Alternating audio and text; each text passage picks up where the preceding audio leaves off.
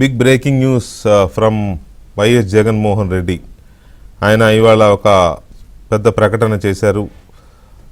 మళ్ళీ పాదయాత్ర చేస్తున్నట్లు, ఇంకో ఏడాదిన్నర తర్వాత పాదయాత్ర మొదలు పెడతానని, ఆ తర్వాత ఏడాదిన్నర పూర్తిగా జనంలోనే ఉంటాను పాదయాత్రతో అనేది ఆయన చేసిన ప్రకటన. అంటే ఈ ప్రభుత్వం వచ్చి ఏడాదిన్నర అవుతుంది, ఇంకో ఏడాదిన్నర రెస్ట్, ఆ లాస్ట్ ఏడాదిన్నర పాదయాత్ర. అంటే జగన్మోహన్ రెడ్డి గారి ఆలోచన ఏంటి అసలు? ఎలక్షన్లకి వెళ్ళాలి, ముఖ్యమంత్రి అవ్వాలి అంటే పాదయాత్రేనా? ఇంకా మనం రాజకీయాలు, ప్రజాస్వామ్యం, ప్రజల కోసం పోరాడడం, ప్రజల తరపున గొంతు వినిపించడం, చట్టసభలకు వెళ్ళడం ఇవేమీ అవసరం లేదా? అంతకుముందేమో ఓదార్పు యాత్ర, ఆ తర్వాత ఏమో పాదయాత్ర, మళ్ళీ పాదయాత్ర. నడిస్తే జనం ఓట్లేసేస్తారు అని ఒక దీనికి ఫిక్స్ అయిపోయారు. అఫ్కోర్స్ ఓదార్పు యాత్ర పాదయాత్ర కాకపోయినా ఇంచుమించు అలాంటిది ఇల్లు తిరిగాడు కదా. అందులో ఎంతమంది వాళ్ళ నాన్నగారి కోసం చచ్చిపోయారో తెలియదు, కానీ ఆ 6 నెలల్లోనూ ఆ ఏడాది కాలంలో చనిపోయిన వాళ్ళందరినీ ఆ అకౌంట్లో వేసారు. సొంత కుటుంబాల్లో ఎవరు చనిపోలే. రాజశేఖర రెడ్డి గారు చచ్చిపోతే అయ్యో అని గుండె అయిపోయిన వాళ్ళు ఎవరు లేరు.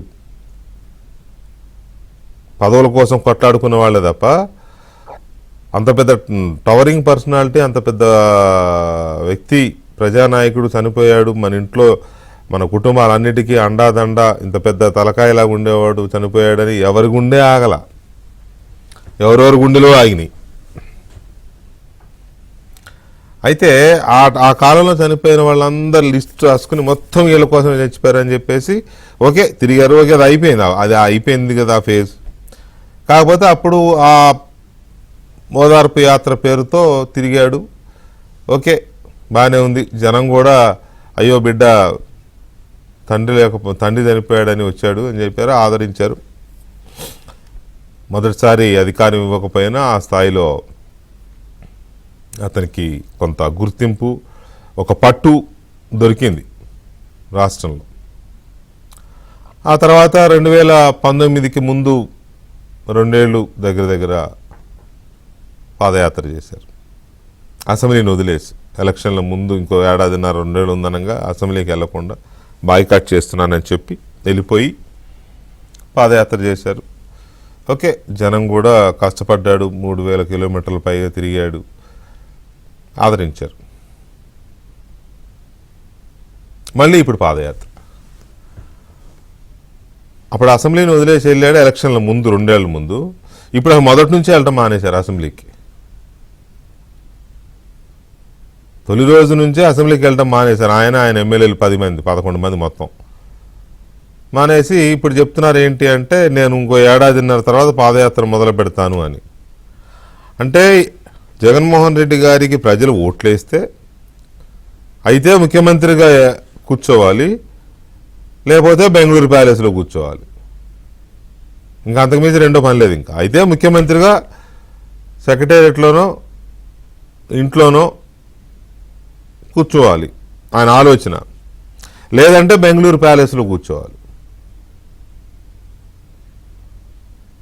కాబట్టి ఇప్పుడెక్కడ అసెంబ్లీ ఇవన్నీ ఏమి లేవు. ఇంకా డైరెక్ట్ పెదరాయుడు లాగా ధనుష్ టు పెదరాయుడు, పెదరాయుడు టు ధనుష్ అని ఆయన పాదయాత్రకి వెళ్తానని చెప్తున్నారు.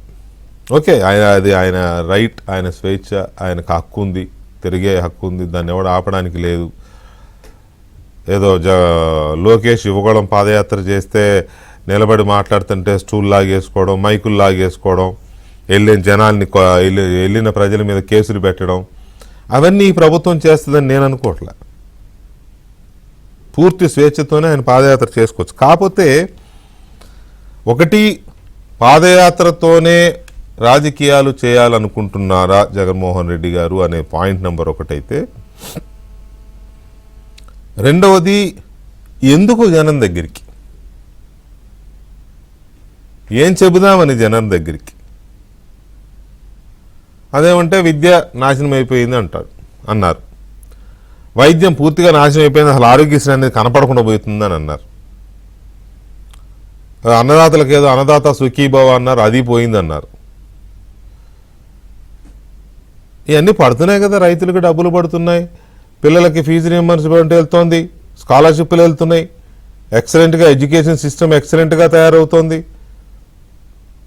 ఆరోగ్యశ్రీ వెంటనే మొత్తం ఇవ్వకపోయినా మీరు పెట్టిన బకాయిలు కూడా వీళ్ళే కట్టారు కదా. మొన్నేదో వాళ్ళు స్ట్రైక్ చేస్తామంటే కూర్చోబెట్టి సగం డబ్బులు ఇచ్చారు కదా. కొంత స్ట్రగుల్ ఉంది, ఇప్పుడు కాదు, మొదటి నుంచి ఎప్పటి నుంచో ఉంది ఆ స్ట్రగుల్. అసలు ఆ స్కీమ్ మీదనే కొన్ని అభిప్రాయాలు ఉన్నాయి. సరే, ఏమైనా కూడా ఇచ్చారు కదా. ఏంటి బాధ? లా అండ్ ఆర్డర్ అంటారా? కరెక్టే. ఇది మాత్రం చంద్రబాబు నాయుడు గారిని నిందించాల్సిందే. లా అండ్ ఆర్డర్ లేదు, ఎక్కడుంది? వైసీపీ ముష్కర మూకలు ఆ రకంగా తెగబడి పీకలు కోసేస్తుంటే, పొడిచేసి చంపేస్తుంటే లా అండ్ ఆర్డర్ ఎక్కడుంది? జగన్మోహన్ రెడ్డి పంపిన మనుషులు, జగన్మోహన్ రెడ్డి గుండాలు చూశారు కదా, రప్ప అని పీకలు తగ్గొస్తున్నారు. అక్కడ కోనసీమ జిల్లాలో 2 మర్డర్లైన నిన్న మొన్ననే. ఇవాళ పోలీసులు వాళ్ళు పట్టుకున్నారు 16 మందిని, వైసీపీ నాయకుల్ని. ఇంకా లా అండ్ ఆర్డర్ ఎక్కడున్నట్టు? కాబట్టి జగన్మోహన్ రెడ్డి ఆ ఒక విషయం మాత్రం లా అండ్ ఆర్డర్ లేదని చెప్పారు. సో మొత్తం మీద జగన్మోహన్ రెడ్డి పాదయాత్ర ఎందుకు? పాదయాత్రతోనే రాజకీయమా? పాదయాత్రతోనే ప్రజాస్వామ్యమా?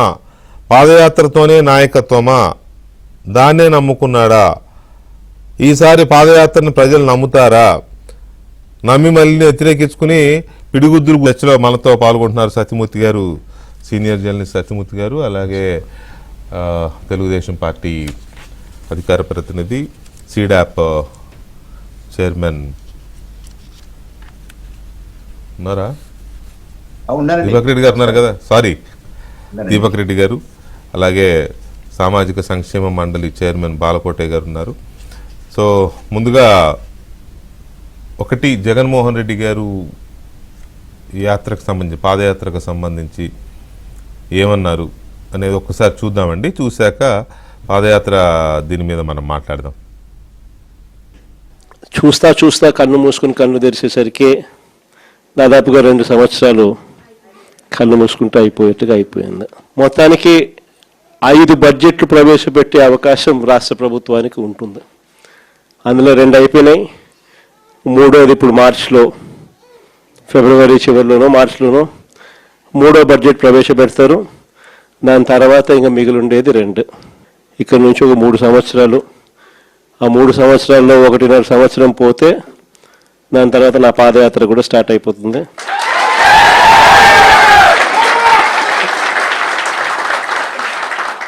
దాని తర్వాత మరో 1.5 సంవత్సరం నేను కూడా ప్రజలతోనే రోడ్ల మీదే, ప్రజల్లోనే మమేకమవుతూ ఆ ప్రయాణం కొనసాగుతుంది. ఇది మరీ ముఖ్యంగా ఎందుకు చెప్పాల్సి వస్తూ ఉంది అంటే, ఈరోజు పరిపాలన చాలా అన్యాయంగా జరుగుతూ ఉంది. అసలు ఆయన ముద్దుల కోసం తహతహలాడిపోతున్నారు, చప్పట్లు మేళతాళాల్లాగా చప్పట్లు కొడతా ఉన్నారు. సో రైట్, ముందుగా బాలకోట గారు నమస్కారం. నమస్తే వెంకటేష్ గారు. వస్తున్నారు అన్నట్టుగా జగన్మోహన్ రెడ్డి గారు మరి మళ్ళీ పాదయాత్రకు రెడీ అయిపోయాడు. ఆయన మానసికంగా రెడీ అయిపోయాడు. అనౌన్స్మెంట్ కూడా ఇవాళ వచ్చేసింది. 1.5 ఏళ్ల తర్వాత మొదలెట్టి 1.5 ఏళ్ల జనంలోనే ఉంటాను పాదయాత్రతో రోడ్ల మీద అనేది ఆయన ప్రకటన. సో ఎలా ఉండబోతుంది ఈసారి పాదయాత్ర, ఎలా ఉండొచ్చు? వెంకటేష్ గారు నమస్తే. నమస్తే అండి. డిబేట్ లో ఉన్న మిత్రులందరూ కూడా, పెద్దలందరూ కూడా నమస్కారాలు. మనం కూడా జగన్మోహన్ రెడ్డి గారిని ఇబ్బంది పెట్టకపోకుండా డైరెక్ట్ గా సబ్జెక్ట్ లోకి వచ్చేస్తున్నానండి. అందుకని నేను కూడా మిమ్మల్ని లాగాను ముందు. ఇప్పుడు పాదయాత్ర ఎందుకు చేస్తున్నారు జగన్మోహన్ రెడ్డి గారు? మీ కాళ్ళే, మీ చేతులే నడవచ్చు, చేతులు చాపొచ్చు. మొదటిసారి పాదయాత్ర చేశావు అంటే ఒక అర్థం పరమార్థం ఉంది. నాకు ఒక అవకాశం ఇవ్వండి, నేనేదో మంచి పరిపాలన అందిస్తానని వాడ తిరిగావు, చేతులు పెట్టావు, ముద్దులు పెట్టావు, అన్నీ చేశావు. అని నమ్మించావు, ప్రజలు ఇచ్చాడు, నిన్ను జీవించాడు, 5 ఏళ్ళు పరిపాలన కూడా ఇచ్చావు, నీ పరిపాలన చూశాడు, నువ్వు ముఖ్యమంత్రి హోదాలో ఏం చేశావు కూడా చూశారు. మరి ఇప్పుడు పాదయాత్ర ఎందుకు చేస్తున్నావు? నాటి పాదయాత్రకు ఓదార్పు యాత్ర అని పేరు పెట్టావు, నేటి పాదయాత్రకి ఏం పేరు పెడతావు? కుర్చీ కోసం యాత్రని పెడతావా? అధికారం లేకుండా ఉండలేకపోతున్నానని చెప్పని అధికార దాహం అనే పేరు పెడతావా? నీకు మాట చెప్తాను, ఆయన చెప్పిన మాటలే. ఓదార్పు యాత్రగా దాని పేరు ప్రజాప్రస్థానం, ప్రజా సంకల్ప యాత్ర ఏదో అలాంటిది ఏదో పెట్టారు. ఓదార్పు యాత్ర అంతకుముందు అప్పుడు ప్రజా ఓదార్పు యాత్ర చేశారు, ప్రజా సంకల్పం చేశారు, ఇప్పుడు ఇంకా ఏదో చేస్తారులే. అన్ని చేశారు. అంటే ఇప్పుడు చేస్తున్న పాదయాత్రకి ఏం పేరు పెడతాడు? నేనైతే సూచిస్తున్న జగన్మోహన్ రెడ్డి గారు కుర్చీ కోసం యాత్ర అని పేరు పెట్టుకుంటే బాగుంటుంది, లేదా అధికారం కోసం యాత్ర అని చెప్పి పెడితే చాలా బాగుంటుంది. మీకు మాట చెప్తానండి, ఇందాక ఆయన ఏమన్నాడంటే మీరు చేపించిన మాటల్లోనే 2 ఏళ్ళు కళ్ళు మూసుకున్నాను, 2 ఏళ్ళు గడిచిపోయింది, మూసుకోండి 4 ఏళ్ళు ఈ రాష్ట్రాన్ని పెట్టి దరిద్రం పోతుంది అంటే కళ్ళు మూసుకుంటే తప్ప కూటమి ప్రభుత్వ పరిపాలన ఆయన పరిశీలించట్లా.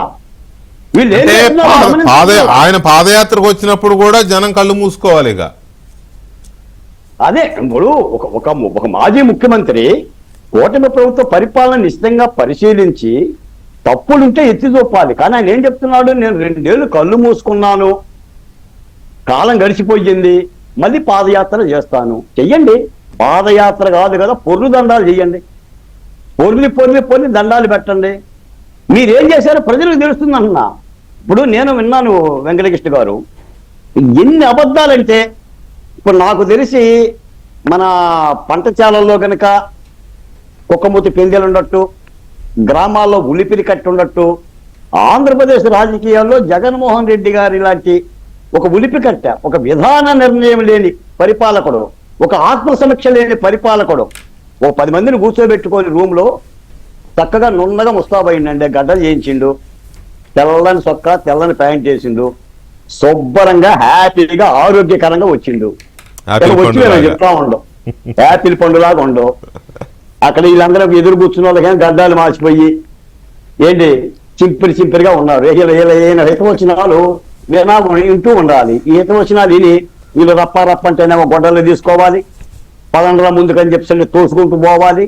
అంటే చూడండి, ఒక పరిపాలకుడు. నేను ఒక మాట కూడా చెప్తాను ఈ సందర్భంగా, జగన్మోహన్ రెడ్డి గారి పరిపాలనలో పెండింగ్ పెట్టే ఫీజు రియంబర్స్మెంట్ బిల్లులండి, ఆరోగ్యశ్రీ బిల్లులండి, జగన్మోహన్ రెడ్డి గారు పెంచిన అడవిని నరకటానికే కదా కూటమి ప్రభుత్వం 37 కోట్ల రూపాయలు అమరావతిలో ఖర్చు పెట్టింది. 37 కోట్ల రూపాయలు ఖర్చు పెట్టింది. ఆయన హయాంలో, ఆయన పరిపాలనలో ఏనాడన్నా ఒక పారిశ్రామిక ప్రగతి మాట విన్నామా? Quantum valley విన్నామా? బిట్స్పిలాని విన్నామా? విన్నామా? డేటా సెంటర్ మాట విన్నామా? ఈ రోజున ముఖ్యమంత్రి గారు లోకేష్ గారు శ్రమ కోర్చి దావోస్ వెళ్ళి పరిశ్రమని రాష్ట్రానికి ఎలా తీసుకెళ్దామంటే ఇంకో మాట కూడా అన్నాడండి, నేను బొక్కలే వేస్తాను అన్న తర్వాతే వాళ్ళందరూ టెండర్లు వేయలేదని మాట్లాడుతున్నాడు. ఎంత దుర్మార్గం అంటే నేను నమ్ముకున్న వాళ్ళందరూ బొక్కలోనే ఉన్నారుగా వెంకటకృష్ణ గారు. నిన్ను నమ్ముకున్నందుకు, నీ దగ్గర ఉద్యోగం చేసినందుకు ఐఏఎస్ అధికారులు, ఐపీఎస్ అధికారులు నిన్ను నమ్ముకున్నా. కాదండి, అదంతా చాలా పెద్ద ఇది ఉందిలే గాని ఆయన నమ్ముకున్న వాళ్ళు కాదు. ఆయన నమ్ముకున్న వాళ్ళు ఎక్కడున్నారు? ఆయన జైలుకి వెళ్తే పాదయాత్ర చేసినాము ఎక్కడుంది? ఆయన కోసం పాపం కడుపు కాల్చుకున్న తల్లి ఎక్కడుంది? ఇవన్నీ తవ్వుకుంటే చాలా వస్తాయి, కాళ్ళ మీద పడుద్ది. కానీ అది కాదు విషయం. ఇప్పుడు ఈయన మళ్ళీ పాదయాత్ర ఎప్పుడూ కూడా జనంలో ఒక రకమైన చైతన్యం తీసుకురావడానికి, జనంలో ప్రజల్లో ఒక రకమైన ఉద్యమ తరహాని రగల్చడానికి పనికొస్తుంది. అసలు ఈయన మీదే ఏపీ ఉద్యమం చేసింది, ఈయనకు వ్యతిరేకంగానే ఇది ఉద్యమం చేశారు ప్రజలు. అన్ని సామాజిక కులాలు చేసినాయి, అందరూ మొత్తం తుడిచిపెట్టారు, చేసి మొత్తానికి తుడిచిపెట్టారు నామరూపాలు లేకుండా. అలాంటి వ్యక్తి దీపక్ రెడ్డి గారు మళ్ళీ నేను పాదయాత్ర చేస్తాను అంటున్నారు అని అంటే ఏంటి ఆయన ధైర్యం? ఏమీ చెయ్యకపోయినా పర్వాలేదు, ఒక్క ఏడాదో కళ్ళు మూసుకుని కష్టపడి వెళ్ళి 4 అడుగులు కాదులే, పాపం పాదయాత్ర అనేది అంత ఈజీ ఏం కాదులే, కానీ పాదయాత్ర చేసి ఆ బుగ్గలు నిమిరి ఆ ముద్దులు పెట్టి రోజు ఒక మీటింగో 2 రోజులకు ఒక బహిరంగ సభ అడ్రస్ చేసేస్తే అయిపోయింది, ఇంకా అధికారం వచ్చేస్తుంది అనే ఒక ఫిక్స్డ్ దీంట్లో ఉండిపోయినారనుకోవాలనా? Is it possible? Venkatakrishna garu, మీరు ఇచ్చిన ఇంట్రడక్షన్ ఇందాక సార్. 3 ప్యానలిస్ట్ చిరునవ్వులు నవ్వున్నారండి. సో అటువంటి వండర్ఫుల్ టాపిక్ ఇది. సో మీరు నాకు ఒక్క 10 seconds టైం ఇస్తే కొన్ని ఫొటోస్ నేను ప్లీజ్ చూపించాలి. అది సింగిల్ ఫ్రేమ్ తీసుకోండి అమ్మా దీపక్ రెడ్డి గారి. యా,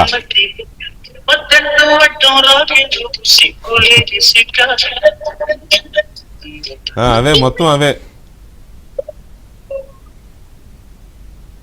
అవును,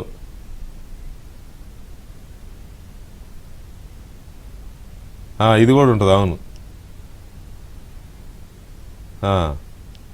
లాస్ట్ యా లాస్ట్ యా ముద్దే అన్నే ముద్దులే రాసుకొని ఉన్నారండి రాష్ట్రం అంతా. ఓకే, ఇప్పుడు పాట నేను అసలు పాయింట్కి వస్తా. రప్ప రప్ప అనే థీమ్ తో వీళ్ళు మాట్లాడుతున్నారు కదా. నెక్స్ట్ ఏంది, ఈ ప్రజలకి ఇట్లాంటి వార్నింగ్ ఇస్తాడేమో ఆ పాదయాత్ర. గొడ్డల పోటు పట్టది జాగ్రత్త అని చెప్పి వార్నింగ్ ఇస్తాడేమో, అందుకని గొడ్డలు కూడా తెప్పించి పెట్టిన. నేను ఒక జోక్ తో స్టార్ట్ ఆ చేయాలనుకుంటున్నాను. గొడ్డలి కదిరి గొడ్డలి అయితే కాదు కదా. అది కాదండి, అట్లాంటిదే వాళ్ళ పార్టీ ఇప్పుడు సింబల్ అయిపోయింది అది. అదే మరి కదిరైతే కష్టం మళ్ళీ, జాగ్రత్త. అది ఇప్పుడు పాయింట్. వాళ్ళ నాయకుడు, ఒక సీనియర్ నాయకుడు జగన్మోహన్ రెడ్డి పాలనప్పుడు అపాయింట్మెంట్ కూడా ఇవ్వకపోతే ఫ్రస్ట్రేట్ అయిపోయి అందరి దగ్గర అడిగినాడంట. ఆ పాదయాత్రలో ఒక మామూలు వాళ్ళలాగా నేను ఉండుంటే కనీసం నాకు ముద్దన్న పెట్టుండేవాడు, నేను ఎమ్మెల్యేను అవటం తప్పు అని చెప్పి అనేక దగ్గరలో మాట్లాడినాడంట. సో అది స్టార్ట్ విత్. కానీ కమింగ్ టు గత పాదయాత్ర, ఏది జగన్ పాదయాత్ర 1 కి ఒక్క ఛాన్స్ ఇవ్వని చెప్పి అడిగినాడు. ప్రజలు ఈ రోజు ఆయన చేసిన అన్యాయం చూసి అది లాస్ట్ ఛాన్స్ అని చెప్పి నేను తెలుపుకుంటున్నాను. అమ్మఒడి అందరికీ ఇస్తానన్నాడు, ఒకరికే ఇచ్చి ముగించినారు. సిపిఎస్ రద్దు వారం రోజుల్లో చేస్తానన్నాడు, దాని గురించి కనీసం పట్టించుకోలేదు. కరెంటు పెంచను అని అన్నాడు, 9 సార్లు కరెంటు పెంచాడు. స్వామివారి పింక్ డైమండ్ అన్నాడు, అధికారంలోకి రాగానే కేసు విత్డ్రా చేశాడు. జాబ్ క్యాలెండర్ అన్నాడు, ఒక్క డిఎస్సి కూడా ఆయన పెట్టలేదు. నేను ఉన్నాను, నేను విన్నాను అని చెప్పి ప్రతి రోజు పాదయాత్రలో చెప్పి ఒకరికన్నా అపాయింట్మెంట్ ఇచ్చినాడా, ఎవరికన్నా కనీసము కలిసినాడా? ఆ పరదాలు కట్టుకొని హెలికాప్టర్ లో తిరిగినాడే గాని ప్రజలు ఈ రోజు నమ్మే పరిస్థితిలో ఉండారా? అమరావతి విషయంలో టీడీపీ వాళ్ళు మా మీద దుష్ప్రచారం చేస్తున్నారు, అమరావతి ఇక్కడే ఉంటది, మా ఇల్లు కూడా ఈడే కడుతున్నాం అని చెప్పి తర్వాత 3 ముక్కల ఆట ఆడింది మనం చూసినాము. తర్వాత లాస్ట్ పాయింట్, ఓల్డ్ పాదయాత్రలో వైసీపీ లీడర్ల చేత అనేక గ్రామాల్లో డబ్బులు ఖర్చు పెట్టించినారు. వాళ్ళకి ఎవరికి పెద్ద బెనిఫిట్ కూడా చేయలేదు, అసలు ఖర్చు పెట్టి అసలు కష్టపడిన వాళ్ళు. ఈ రోజు వాళ్ళు సహకరిస్తారా ఆయనతో? ఆయనను కనీసం పాదయాత్ర చేయనిస్తారా? వాళ్ళు ఫస్ట్ నిలదీస్తారు కదా, 5 ఏళ్ళు నీకు ఛాన్స్ ఇస్తే మాకేం చేసినావు నువ్వు అని అడుగుతారు కదా. ఇప్పుడు ఈ రోజు జగన్మోహన్ రెడ్డి గారిది మన ఇచ్చిన ఆ మీటింగ్ లో చూస్తే ఇంకా 3 సంవత్సరాలు మిగిలిండాయి, 1.5 సంవత్సరం తర్వాత మొదలు పెడతాను అన్నాడు. దాంతో ఒక అర్థం ఉంది వికే గారు. ఏంది అనంటే వాళ్ళ పార్టీ వాళ్ళు కూటమిలో ఉండే పార్టీలతో అనేక సార్లు ఇక్కడ చేరాలా అని చెప్పి విపరీతంగా బతిలాడుతున్నారు. మేము గేట్లు ఓపెన్ చేయటం లేదు, వాళ్ళ లీడర్లు మాకు వద్దు, ఎందుకంటే వాళ్ళు చేసిన తప్పుల వల్ల వాళ్ళని దూరం పెడతా ఉన్నాం. సో వాళ్ళు వదులుకుండా పోయేదాని కొరకు ఇంకొకటిన్నర సంవత్సరం తర్వాత లాస్ట్ 1.5 year నేను చేస్తానని చెప్పి 3 years ముందే అనౌన్స్మెంట్ చేసి వాళ్ళు పోకుండా కాపాడుకునే దానికి అది ఒక ప్లాన్ అని చెప్పి నేను తెలుపుకుంటున్నాను. లాస్ట్ పాయింట్, ఇంత చేసిన జగన్మోహన్ రెడ్డిని ప్రజలు నమ్మతారా? ఆయన పాదయాత్ర చేసిన, పరిగెత్తిన, పాకుతూ వచ్చిన ఆయన నమ్మే పరిస్థితిలో ఆంధ్ర రాష్ట్రంలో ఏ ఒక్క ప్రజలు లేరు అని చెప్పి మాత్రం ఖచ్చితంగా నేను నా ఇంట్రడక్టరీ రిమార్క్స్ వీకే గారు. రైట్ రైట్ సత్యమూర్తి గారు, జగన్మోహన్ రెడ్డి ఇంత అడ్వాన్స్గా పాదయాత్ర చేస్తాను అని ప్రకటించడంలో మరి 1.5 కాలంగా అదే ఆలోచిస్తున్నాడా ఏంటో తెలియదు, కానీ వాళ్ళ సమన్వయకర్తల మీటింగ్లో ప్రకటించారు. ఇంత అడ్వాన్స్గా ప్రకటించడంలో ఉద్దేశం ఏంటి?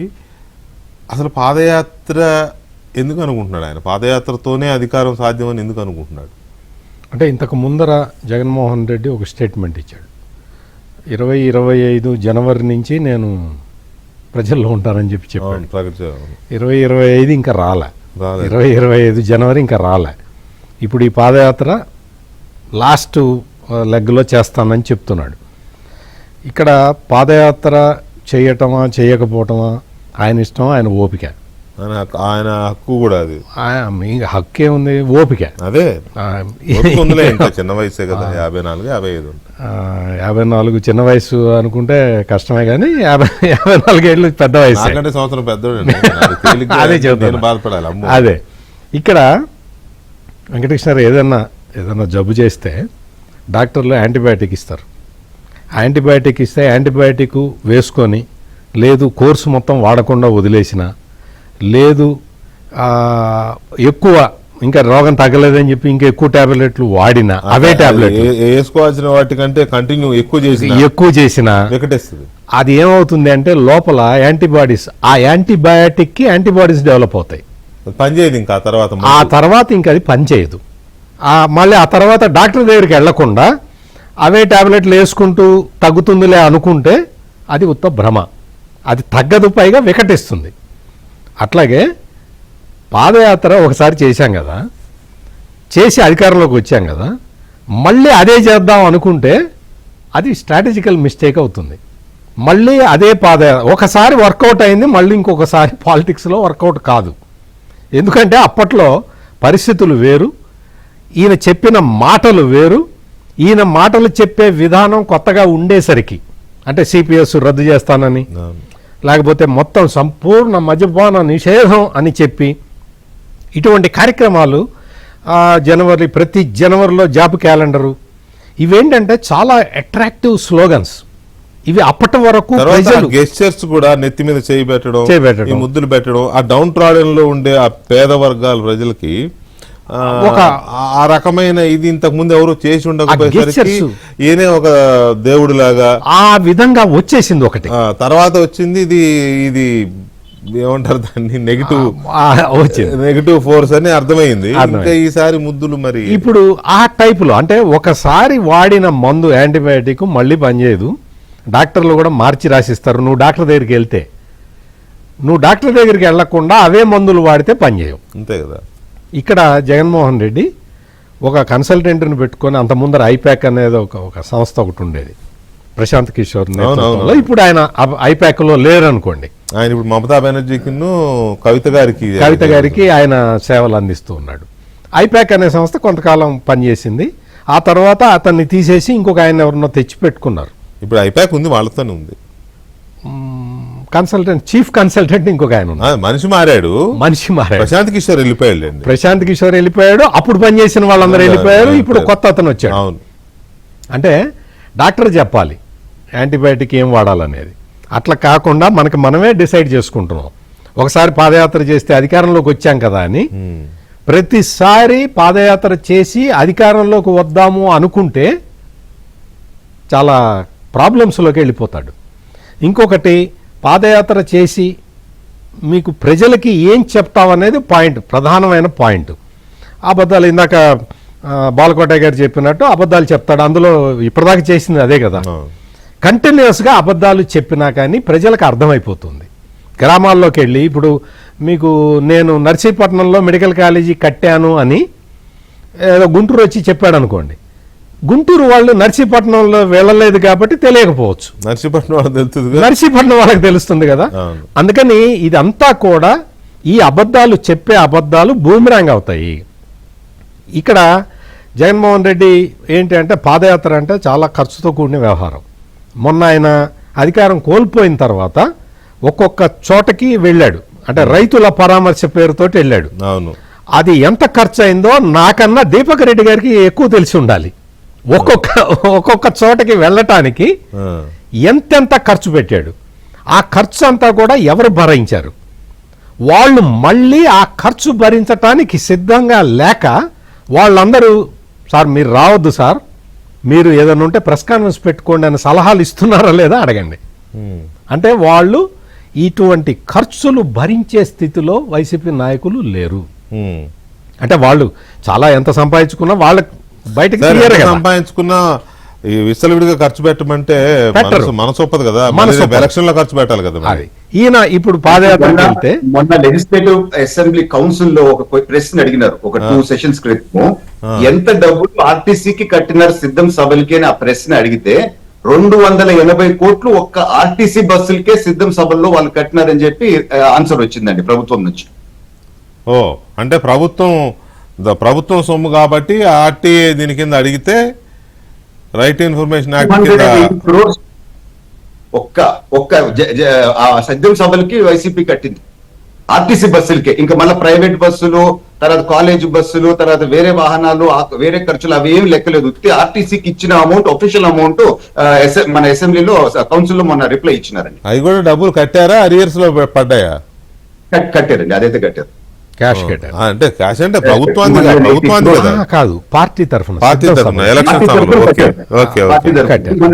అంటే ఒక్కొక్కటి ఈయన మీటింగ్కి వెళ్ళినప్పుడల్లా మొబిలైజేషన్ కోసం, అంటే మాస్ మొబిలైజేషన్ కోసం కొన్ని కోట్ల రూపాయలు ఖర్చు పెట్టాల్సి వస్తున్నది. ఆ ఖర్చు భరించే స్థితిలో వాళ్ళ నాయకులు ఎవరు లేరు.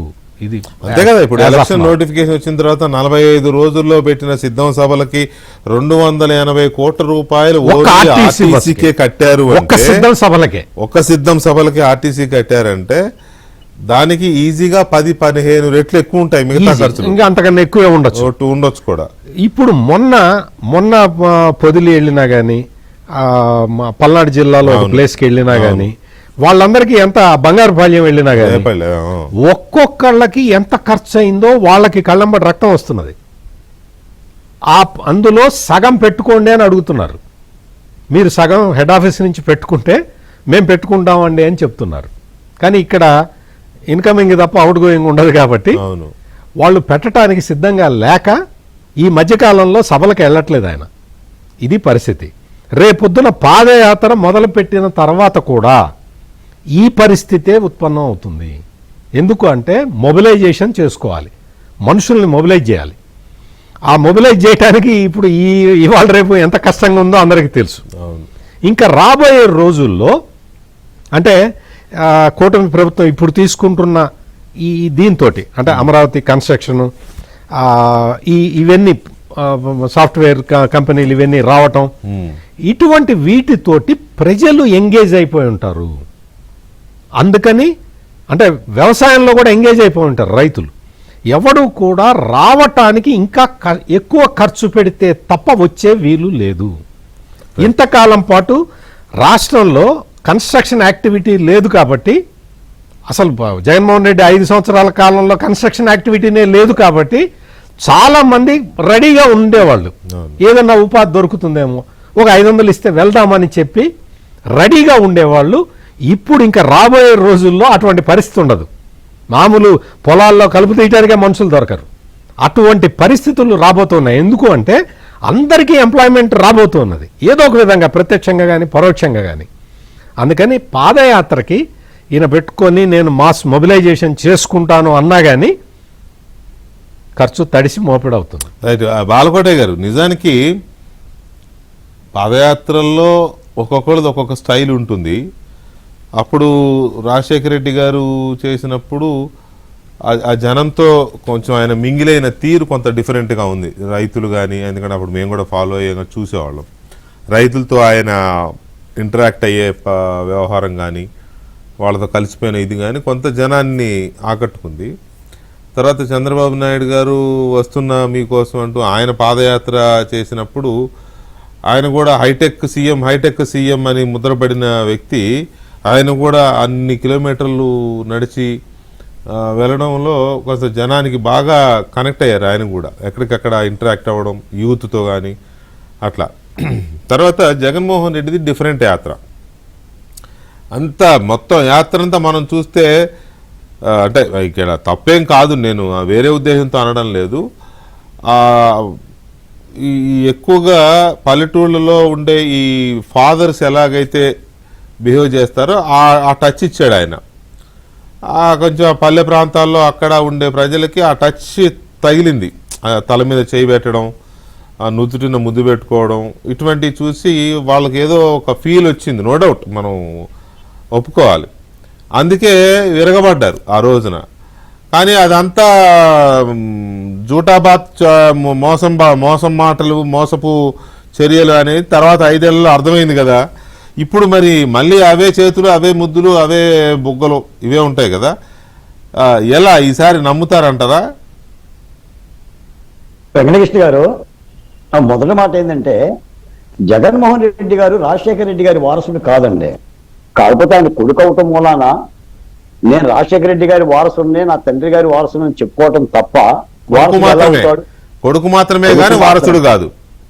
కాదండి. ఎందుకంటే కాంగ్రెస్ పార్టీని నమ్ముకొని దాదాపు 3 దశాబ్దాల పాటు కాంగ్రెస్ పార్టీకి అందులో ఉంటూ ప్రత్యర్థిగా ఉంటూ కూడా సేవలు చేసి 2 సార్లు ముఖ్యమంత్రి పదవిని అధిరోహించి మన కాంగ్రెస్ పార్టీ అధినేత్రిని గెలిపించి రాహుల్ గాంధీని ప్రధానమంత్రి చేయటమే నా ధ్యేయమని ప్రకటించిన రాజశేఖర రెడ్డి గారికి జగన్మోహన్ రెడ్డి గారు వారసుడు ఎలా అవుతాడు? జగన్మోహన్ రెడ్డి గారు వైసీపీ పార్టీ పెట్టడం మూలానే కదా 2 తెలుగు రాష్ట్రాల్లో కాంగ్రెస్ పార్టీ ఇబ్బంది పడ్డది. ముఖ్యంగా ఆంధ్రప్రదేశ్లో కాంగ్రెస్ పార్టీ కుదేలగింది. కేవలం ముఖ్యమంత్రి పదవి కోసమే కదా అది. ఇంకా వేరే ఏమైనా కారణం ఉందా? వాళ్ళ నాన్నగారి మరణం తర్వాత తన ముఖ్యమంత్రి పీఠం ఇవ్వలేదన్న కేవలం ఆగ్రహంతోనే ఆయన ఊగిపోయి ఆ పార్టీ మీద దుమ్మెత్తిపోసాడు. ఈ సందర్భంగా మాట చెప్తానండి, ఈ దేశం కోసం సోనియా గాంధీ తన బిడ్డకు ప్రధానమంత్రి పదవిని కూడా ఇవ్వాల, మన్మోహన్ సింగ్ గారికి 2 సార్లు ఇచ్చింది. అలాంటి ఉద్దండులు విడిచిపెట్టేసేసి ఆయన ముఖ్యమంత్రి పదవి ఎలా వేస్తుంది? దాని మీద కదా కక్ష కట్టింది. రెండో మాట ఏంటంటే ప్రజాస్వామ్యం సార్, ఎవరైనా రాజకీయ పార్టీ పెట్టవచ్చు. కేఏ పాల్ గారు కూడా పెట్టారు. ఆంధ్రప్రదేశ్లో 70 పార్టీలు రిజిస్ట్రేషన్ అయ్యి ఉన్నాయి. జగన్మోహన్ రెడ్డి గారు కూడా పార్టీ పెట్టచ్చు. కాకపోతే ఏ పార్టీ, ఏ విధానం, ఎవరు నాయకుడు, ఏం చేస్తాడు, ఎలా చేస్తున్నాడు అనేది ప్రజాస్వామ్యంలో ప్రజలు అప్రమత్తంగా ఉండాలి. మూడో మాట ఏంటంటేనంటే ఈ అరుంధతి సినిమాలో పశుపతి ఉంటాడు కదా, అతని గాలి సోకితే పసిపిల్లలు పాలు తాగరు, చెట్లు ఓగవు, పువ్వులు వికసించవు. కష్టపడి అరుంధతి అతన్ని బందీఖానాలో బంధిస్తే ఎప్పుడు ఎవడొచ్చి ఆ తలుపు పగల కొడతాడా, ఆ గోడ బద్దలు కొడతాడని చెప్పి కాచుకొని కూర్చుంటాడు పశుపతి మళ్ళీ బయటికి రావటానికి. నిజంగా నేను అనకూడదు కానీ గత 5 ఏళ్ళు ఆంధ్రప్రదేశ్లో జగన్మోహన్ రెడ్డి గారు చూపించిన పరిపాలన పశుపతి పరిపాలన కాదండి. ఎవరికైనా ఊపిరాడిందండి? అసలు సిగ్గుందండి? అసలు నీ విధానాలు ఎక్కడ మార్చుకున్నారండి? నువ్వు ఇప్పటి వరకు రాజధాని మీద నీకు స్పష్టత లేదు, రాజ్యాంగం మీద స్పష్టత లేదు. నీకు రాజధాని తెలియదు, రాజ్యాంగం తెలియదు. రాజ్యాంగంలో క్యాపిటల్ లేదని మాట్లాడుతున్నావు. ఎక్కడ క్యాపిటల్ ఉంది మరి? అంటే ఇటువంటి తప్పుడు విధానాలను పెట్టుకొని వీళ్ళు రాజకీయాలు చేసినంత కాలం ప్రజలు అప్రమత్తంగా ఉండాలి, ఆయా సామాజిక వర్గాలు అప్రమత్తంగా ఉండాలి. కాకపోతే ఇంకో మాట కూడా చెప్తున్నా, గతంలో ఆయన 3600 కిలోమీటర్లు పాదయాత్ర చేసిండు, ఇప్పుడు 5000 కిలోమీటర్లు అంట. గతంలో 1 ఏడాది పాటు చేసిండు, ఇప్పుడు 2 సంవత్సరాలు పాదయాత్ర చేస్తాడంట. ఇంకొకటి ఏంటంటే జగన్మోహన్ రెడ్డి గారికి కూడా పని లేదండి. ప్రభుత్వాన్ని సద్విమర్శగా, విశ్లేషణగా, దమ్ముగా విమర్శించడానికి ఈయన దగ్గర ఏమీ లేదు. ఇక ఈయన చెప్పేదంతా ఏంటంటే నేను బటన్ నొక్కా, లేకపోతే ఎర్ర బుక్కు రాజ్యాంగం, రెడ్ బుక్కు రాజ్యాంగం, వాడిని బొక్కలు వేస్తా, వీళ్ళేమో తోలు చేస్తా. ఇక ఈ మాటలు మాట్లాడుకుంటూ డబ్బులు ఉన్నాయి కదా సార్, ఆయన పాదయాత్ర చేయడానికి డబ్బులు లేకపోతేగా బాధ. డబ్బులు ఉన్నాయి, ఆయన సామాజిక వర్గానికి సంబంధించిన అనుచర గణం ఉంది, ఎవరైనా చేయొచ్చు పాదయాత్ర. కాబట్టి చేసుకుంటే చేసుకోవచ్చు కదా అని ఒకసారి మోసపోతారు వెంకటకృష్ణ గారు. పాదయాత్ర చేశారు, ఒకసారి మోసగించారు, మళ్ళీ పాదయాత్ర చేస్తే ప్రజలు మోసగించబడతారని అయితే నేనైతే అనుకోవట్లా. ఒకవేళ అలా అనుకునే లెక్క అయితే ఆయన చెప్పింది అదే కదంటే, వైనాట్ 175 మళ్ళీ మనకు 175 వస్తాయని చెప్పి కార్యకర్తలకి, నాయకులకి చెప్తే ఇస్తుపోయారు కదా, చాలా మంది నమ్మారు కదా, నమ్మిన వాళ్ళందరూ జైల్లో పోయారు కదండి. వైనాట్ 175 అంటే ప్రజాస్వామ్యంలో 175 వస్తాయా? అది తలకమాసినోడు కన్నా అర్థమవుతుంది కదండి. 175 నీకు సీట్లు రావటానికి ఇది ప్రజాస్వామ్యం నీ అడ్డానా అంటే గీసుకుందాం అనుకున్నావా? తెలుగుదేశం పార్టీ వాళ్ళందరినీ కూడా ఊళ్ళ నుంచి తరిమేసి, నియోజకవర్గాల నుంచి తరిమేసి, నాయకుల్ని బంధించి ఒక నియంత్ర పరిపాలన లాగా, లేదా ట్రంప్ గాడి గనక వెనుజులా అధ్యక్షుడిని ఎత్తుకుపోయినట్టుగా ఎత్తుకుపోదాం అనుకున్నారా? ఈ ప్రజాస్వామ్యం కదా. ఏమైంది వెరసి? విజయసాయిరెడ్డి గారు అన్నాడుగా, నువ్వు ఇలాగే భ్రమంలో ఉండు, వెనుజులా అధ్యక్షుడు ఎత్తుకుపోయినట్టు ఎత్తుకుపోతారని. అందుకని ఇప్పుడు మనం కోరుతుంది కూడా ప్రభుత్వాన్ని ఏంటంటే, ఇప్పుడు గత 5 ఏళ్ళు జరుగుతున్న ఈ మద్యం విచారణ కానీ, లేదా వివేకానంద రెడ్డి హత్య విషయం కానీ, ఈ లోపాయకారి విధానాల మీద కూడా సత్వరం ఈ విచారణ పూర్తి చేసి జగన్మోహన్ రెడ్డి గారిని ఎంత బొక్కలు వేసాలని మాట్లాడుతున్నాడులే, ఇంత బరి తెగించి మాట్లాడుతున్నా అంటే ఈయన బొక్కలు వేయాలని చెప్పి ఈయన కోరికగా ఉందా, లేకపోతే ఈయనకి వెళ్ళాలని చెప్పి ఆశగా ఉందా? గతంలో బొక్కలోకి వెళ్ళటం వల్ల నా ముఖ్యమంత్రి పదవి ఇచ్చింది కాబట్టి మళ్ళీ ఒకసారి వెళ్ళొద్దామని చెప్పి కళ్ళగంటున్నాడా? ఏం అర్థం కావడంలా వచ్చినట్టుగా మాట్లాడుతున్న విధానం కనిపిస్తుంది. దీపక్ రెడ్డి గారు ప్రజల దగ్గర అయితే ఇవన్నీ కూడా కోర్ అంశాలు ఏ అంశాలు జనంలోకి తీసుకెళ్తున్నాడు అంటే అది ఆయన మాటలను బట్టి అర్థమవుతోంది. ఎడ్యుకేషన్ ఫెయిల్ అయింది, హెల్త్ ఫెయిల్ అయింది, తర్వాత రైతులకు అన్యాయం చేశారు, రైతులకు ఇస్తానని ఇవ్వలేదు అనే దాంతోపాటు లా అండ్ ఆర్డర్ని ఎక్కువ స్ట్రెస్ చేస్తున్నాడు. డే 1 నుంచి మీ ప్రభుత్వం వచ్చిన తొలి రోజు నుంచే మొదలుపెట్టాడు ఆయన. మొదటి నెలలోనే ఢిల్లీ వెళ్ళి 14 రోజులకే ఢిల్లీ వెళ్ళి ధర్నా చేశాడు, లా అండ్ ఆర్డర్ లేదు ఏపీలో, 36 మంది చంపేశారని. అది కంటిన్యూ చేస్తా ఉన్నాడు ఇప్పుడు కూడా. ఇప్పుడు ఇవాళ మాట్లాడినప్పుడు కూడా అన్నిటికంటే ముఖ్యమైనది లా అండ్ ఆర్డర్, అది లేదు పూర్తిగా అని. నేను ఇందాక చెప్పాను కదా, లా అండ్ ఆర్డర్ లేదు, నిజమే. మీ ప్రభుత్వం ఆ విషయంలో వైఫల్యం చెందింది. వైసీపీ వాళ్ళు విచ్చలవిడిగా స్వైర విహారం చేస్తా ఉన్నారు కదా, పైగా అధికారంలో ఉన్న పార్టీ నాయకులే చంపేస్తా ఉన్నారు. అంటే లా అండ్ ఆర్డర్ లేనట్టే. మరి కాకినాడ జిల్లా అల్లీపురంలో అదే దాడిగాచి తెలుగుదేశం చంపేశారు. సో అది మీ వైఫల్యమే. బహుశా అది జనానికి చెప్తాడేమో దీపక్ రెడ్డి గారు. అంటే దానికి వచ్చే ముందు ఇది ఒక్కసారి ఇది నేను చూపిస్తానండి. Full frame please. గతంలో మీరు చూస్తే పెద్ద ఆయన ఇది పాపపు లోకం పెద్ద అని చెప్పి పాట పెట్టి సెంటిమెంట్ అవును ప్రజలందరినీ మోసం చేశాడు. కానీ ఏ విధంగా వాళ్ళ పార్టీ లోగోనే మారిందో చూడండి. ముందు పెద్ద ఆయనని వాడుకుంది ఆయన, ఇప్పుడు పెద్ద ఆయన అధికారంలోకి రాగానే పెద్ద ఆయన వెనక్కి వెళ్ళిపోయినాడు. తర్వాత కొన్ని రోజులు పెద్ద ఆయన నేనే లేడు, అసలు పెద్ద ఆయన లేడు, పెద్ద ఆమె లేదు, ఎవరు లేరు, అంతే. అంటే మొత్తం ఇప్పుడు ఇంతకు ముందేమో అది మన ప్రైవేట్ లిమిటెడ్ కంపెనీ లాగా ఉండింది. ఇప్పుడు అందరినీ దరివేసి పెద్ద ఆయన లేడు, చిన్న ఆయన లేడు. ఇప్పుడు అదే అండి, పెద్ద ఆయన దగ్గరికి వెళ్ళిపోయాడు, చిన్న ఆయన కూడా పంపించారు.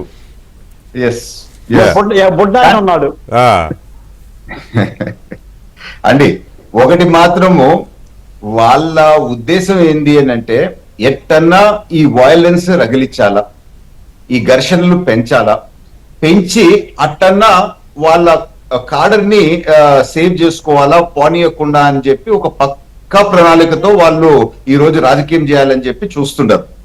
సో ఇప్పుడు ఈ కేసులు అయినాయని అనుకోండి, రేపు వాళ్ళని వదిలిపెట్టిపోయే అవకాశం ఉండదు కదా. ఇది వీళ్ళ రాజకీయం ఇప్పుడుది కాదు, పాత రాజకీయం ఎప్పటి నుంచో ఇదే విధంగా ఇరికిచ్చి పెట్టుకోవాలా వాళ్ళ నాయకత్వం అని చెప్పి రెచ్చగొడతా వస్తారు. సో అందుకనే తెలుగుదేశం మన కూటమి ప్రభుత్వం కూడా మా వాళ్ళకి చెప్తారు, ఆ ట్రాప్ లో పడొద్దు, మనం యాక్షన్ రెగ్యులర్ గానే మన త్రూ ప్రాపర్ సోర్సెస్ తీసుకుంటాము అని చెప్పి ఇన్ఫాక్ట్ కంట్రోల్ చేస్తూ ఉండరు. నేను ఈ రోజు సూటిగా ఒకటి ప్రశ్నిస్తాను, రప్ప మేము చేస్తాం, మేము వచ్చిన తర్వాత అని వాళ్ళు నోటికి వచ్చినట్టు కూస్తున్నారు కదా. వాళ్ళకి ఒకరికే చేత అవుద్దా అంటే మాకు చేత కాదా? మా పెద్ద ఆయనన్నా చిన్న ఆయనన్నా ఒక్క మాట కొంచెం గమ్ముకుంటే చాలు, వాళ్ళు ఏం అనని కూడా అనబల్లా, అది మేము చేయగలుగుతాం. కానీ మనం రాజకీయాల్లో ఉండేది సేవ చేసేదాని కొరకు, రాష్ట్రానికి మంచి చేయాలా, సమాజానికి మంచి చేయాలా, మన ప్రజలకి మంచి చేయాలా అని చెప్పి కంటిన్యూగా మా అధినేతలు మాట్లాడతాం బట్టి ఓర్పుతో వాళ్ళు రెచ్చగొడుతున్నా గానీ రెచ్చిపోకుండా విత్ గ్రేట్ రిస్ట్రెయిన్ తో మా వాళ్ళు ఉంటుండరు. ఒక విధంగా మా వాళ్ళ ఓర్పు, మా వాళ్ళ సహనాన్ని మెచ్చుకోవచ్చు అని చెప్పి నేను తెలుపుకుంటున్నాను. ఇది ఆంధ్ర రాష్ట్ర ప్రజలు దయచేసి గమనించాలి. ఎందుకు అని అంటే, ఎవరికన్నా చీవు రక్తం ఉంటది, ఎవరికన్నా కోపం వస్తుంది అట్లా మాట్లాడుతూ ఉంటే, అయినా సహనం మేము పెట్టుకుంటున్నాము. ఇప్పుడు మొన్న నేను పండక్కి తాడిపత్రికి పోయి ఉండాను. సో మా మావ అదే చెప్తున్నాడు, వాడు ఇప్పటికీ మాట్లాడితే నోటుకు వచ్చినట్టు మాట్లాడుతున్నాడు, వాడి కథ చూడాలంటే మేము చూడలేమా, చంద్రబాబు గారు క్లియర్ గా నో వయలెన్స్ అని చెప్పాడు కనుక మేము ఓపిక పడుతున్నాము అని చెప్పి. సో ఇది వికే గారు ఒకసారి గమనించాలి అందరని చెప్పి నేను తెలుపుకుంటున్నాను. పాదయాత్రలో ఒక ఇన్సిడెంట్ నేను చెప్తాను. లోకేష్ గారితో నడుస్తా ఉన్నప్పుడు, ఫ్రీ ఉన్నప్పుడు ఒకసారి అన్నారు, మనం ఇద్దరం అమెరికాలో చదివినాం కదా, నువ్వు ఎన్నిసార్లు పోయినావు గవర్నమెంట్ దగ్గరికి అమెరికాలో ఉన్నప్పుడు అని నన్ను ప్రశ్న అడిగినారు. లోకేష్ గారు నేను 3 సార్లు పోయినాను అన్నారు. నేనైతే 2 సార్లే పోయినాను, ఒకటి డ్రైవింగ్ లైసెన్స్ కి, ఒకటి సోషల్ సెక్యూరిటీకి. మూడోసారి నువ్వు దేనికి పోయినావు అని అడిగారు. నేను గన్ లైసెన్స్, నాకు గన్లు ఇష్టం అందుకని గన్ లైసెన్స్ తీసుకొని కొన్ని గన్లు కొనుక్కోను నేను అక్కడ. సరే అది వేరే వాళ్ళు వదిలేసాయి. అంటే అమెరికాలో 2 సార్లు ప్రజలు గవర్నమెంట్ దగ్గరికి పోతున్నప్పుడు మన దేశంలో ఎందుకు ఇంత గవర్నమెంట్ మీద డిపెండెంట్ కావాల్సి వస్తా ఉంది, ఎందుకు గవర్నమెంట్ ఆఫీసుల చుట్టూరు ఇంత తిరుగుతున్నారు? మనము కూడా మన రాష్ట్రాన్ని, మన ప్రజల్ని ఇట్లా ఇబ్బంది లేకుండా ఆ స్థాయికి తీసుకోపోవాలా అని చెప్పి అట్లా ఒక జెన్యున్ కన్సర్న్ తో ఆ కర్నూలు జిల్లా అటు సైడ్ పోయేటప్పుడు నీళ్లు లేవు అని చెప్పి ఎంత బాధపడినాడు తెలుసా? రేపు మనం అధికారంలోకి వచ్చినప్పుడు ఈ తాగునీళ్ళ సమస్య అంతా ఇక్కడ పోవాలని, ఒక గ్రామంలో డస్ట్ వస్తుందని చెప్పి మేము నీళ్లు వేస్తే ఆ గ్రామస్తులు వచ్చి మాకు తాగేదానికే నీళ్లు లేవు, మీరు రోడ్డు పైన పోస్తున్నారు అని అంటే ఎంత బాధపడినాడో మేము చూసాం. సో పాదయాత్ర నిజంగా ప్రజల మంచి కోరి చేసి ప్రజల కష్టాలు తెలుసుకునేదానికి చేస్తే తప్పు లేదు. కానీ ఇక్కడ మాత్రము కేవలము ఆయన రాజకీయ ఈ సామ్రాజ్యాన్ని ఏది స్థాపించుకున్నాడో అది కాపాడుకునే దాని కొరకు, వాళ్ళ పార్టీని కాపాడుకునే దాని కొరకే గాని రెండోది లేదు అని చెప్పి మాత్రం మనం క్లియర్ గా అర్థం చేసుకుంటున్నాము. ప్రజలు కూడా ఈ రోజుల్లో నమ్మే పరిస్థితిలో లేరు. ఎందుకనంటే ఒకసారి మోసపోయినారు. అప్పుడు అదే ఇందాక నేను చూపించిన ఆ ముద్దులన్నీ. సో ఇప్పుడు ఇన్ని ముద్దులు పెడుతున్నాడు అని అంటే రేపు అధికారంలోకి వచ్చినప్పుడు మమ్మల్ని ఇంత బాగా చూసుకుంటారేమో అని చెప్పి ఊహించుకున్నారు ప్రజలు అప్పుడు. సో ఆ ఒక ఛాన్స్ అని చెప్పి అడిగినప్పుడు పాపం అడుగుతున్నాడు, ఏదో ఇచ్చి చూస్తాం, ఇప్పుడు ముద్దులు పెడుతున్నాడు, రేపు ఇంకా మనల్ని కౌగులించుకుంటారని చెప్పి అక్కడ ముద్దులు పోయినాయి, బుద్ధులు వచ్చినాయి, తర్వాత అసలు వాళ్ళని పట్టించుకునే పరిస్థితే లేదు. ఒకసారి మోసపోయిన తర్వాత మళ్ళీ రెండోసారి ప్రజలు మోసపోతారా అని చెప్పి నేను ప్రశ్న లేవనెత్తుతా ఉన్నానండి. రైట్. ఇక్కడ దీంట్లో ఇప్పుడు యువగళం పాదయాత్ర, నారా లోకేష్ గారు పాదయాత్ర చేసినప్పుడు అది మాటల్లో చెప్పలేని హడ్డిల్స్, అన్ని ఇబ్బందులు, అన్ని కేసులు, మైకులు లాక్కోవడం, చాలా చిల్లరగా బిహేవ్ చేసింది జగన్మోహన్ రెడ్డి ప్రభుత్వం. అవును. అసలు ఒక భారతదేశంలో భారత రాజ్యాంగం ప్రకారం పనిచేసే ఏ ప్రభుత్వము అంత చిల్లరగా బిహేవ్ చేయదు.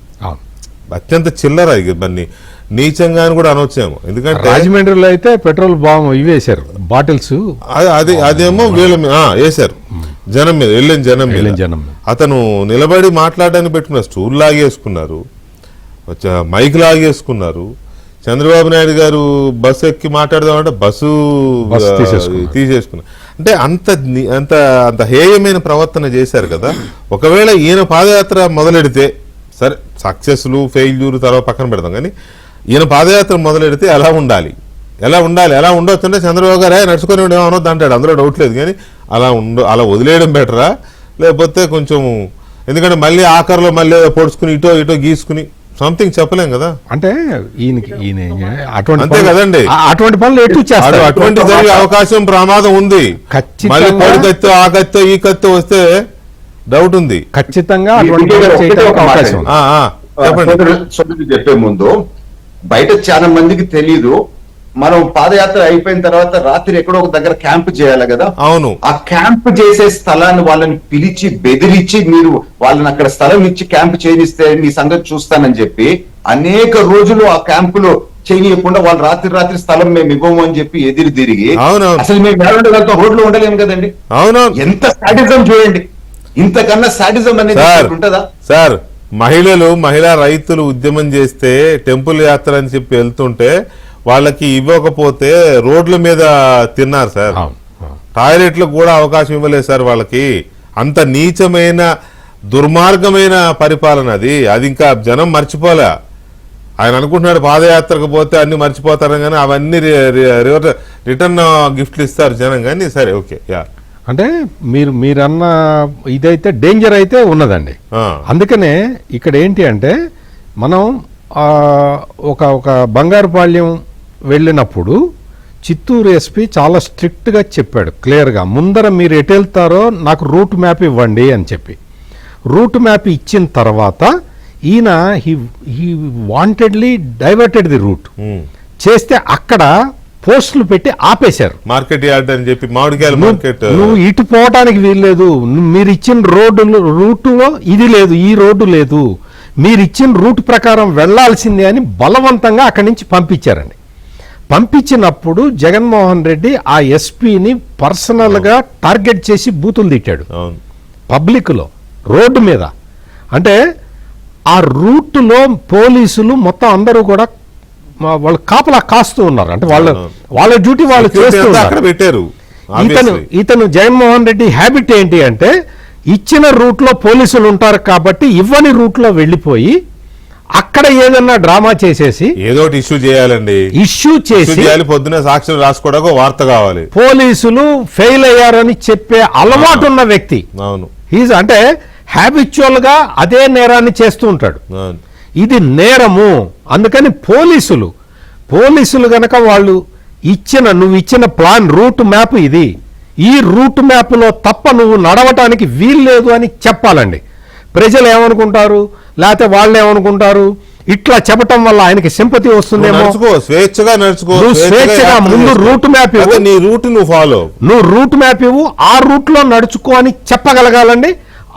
అటువంటి నిబంధనలు అతిక్రమించకుండా జరగాలి. అటువంటి చర్యలు తీసుకోకపోతే కూటమి ప్రభుత్వం తప్పు చేసినట్టు అవుతుంది. మళ్ళీ మన తమిళనాడులో విజయ పర్యటనలో లాగానో లేకపోతే ఇంకొక 2 చోట్ల జరిగినట్టు జరగకుండా ముందుగానే ఈయనకున్న అలవాటు ఏంటంటే ఇంకోటి కూడా ఇరుకు గల్లీల్లో బాగా ఇరుకు గల్లీల్లో పెట్టి సాక్షి 6 వ్యాన్లు అటు 6 వ్యాన్లు ఇటు పెట్టి ఆడికి వచ్చేది 1000 మంది కానీ 10,000 మంది వచ్చినంత షోపుటప్పు పైనుంచి డ్రోన్లు ఎగురుతూ ఉంటాయి. ఇవన్నీ చేస్తారు కాబట్టి ఇంకొక చిన్న టెక్నిక్ చేస్తుంటాడండి. బహిరంగ సభ మాత్రం ఓపెన్ గ్రౌండ్ లో పెట్టేలా. అయినా ఏడాది తర్వాత ఇప్పుడే మనం చాలా ఎక్కువ నడిచి వెళ్తూ ఉంటే 2-3 ట్రక్కులు తీసి ముందర అడ్డం పెడతారండి. అవును, పెట్టి ట్రాఫిక్ జామ్ చేస్తారు. మొత్తం వీళ్ళు అంటే ఇటువంటి టెక్నికల్ ఆల్రెడీ మొత్తం అందరికీ నాకే తెలిస్తే కూర్చుందని మనం ముందే కూస్తున్నామేమో, ఎప్పుడో జరగబోయేది. అందుకని ఇటువంటి జాగ్రత్తలు పోలీసులు పాల్పడే గారేంటి నీవు నేర్పిన విద్య నీరజాక్షి అన్నట్టుగా మా రాజధాని అమరావతి రైతుల పాదయాత్రకి జగన్మోహన్ రెడ్డి గారు అనుమతి ఇవ్వలేదుగా. అవును, ఎక్కడ ఏ ధర్నా చేసినా కూడా ఆధార్ కార్డులతో సహా చెల్లబెట్టి ఇబ్బందులు పెట్టారు కదా. కాబట్టి ప్రభుత్వం ఈయన పాదయాత్ర నిర్ణయం తీసుకున్నా కూడా తప్పనిసరిగా కఠినంగానే ఆలోచించాలి. ఈ రోజు ఒకటండి, ఆయనకి స్వేచ్ఛ, రాజ్యాంగం ఇచ్చిన స్వేచ్ఛ ప్రకారం చేసుకొని ఇవ్వాలి. అతను చేశాడు కదా, ఆయన చేశాడు కదా అని చెప్పి మళ్ళీ మీరు ఆ తప్పు చేయకూడదు. కాకపోతే భద్రతా చర్యలు గట్టిగా ఉండాలి. ఏమైనా జరిగితే ఆర్గనైజర్స్ దే ఇబ్బంది, నేరం అవుతుందని వాళ్ళకి బాధ్యతలు అప్పగించాలి. ఎవరు బయటికే రాలేదు కదా వెంకటకృష్ణ గారు, ఏ ధర్నా కూడా చేయలేకపోయారు కదా ఉద్యోగస్తులు కానీ. చాలా ఉంటాయండి అలాంటి ఉంటాయి, కానీ రాజ్యాంగం కల్పించిన హక్కుల్ని గౌరవించాలి మనం. అట్ ది సేమ్ టైం వాళ్ళ బాధ్యతలు కూడా వాళ్ళకి గుర్తు చేయాలి. ఎనీవే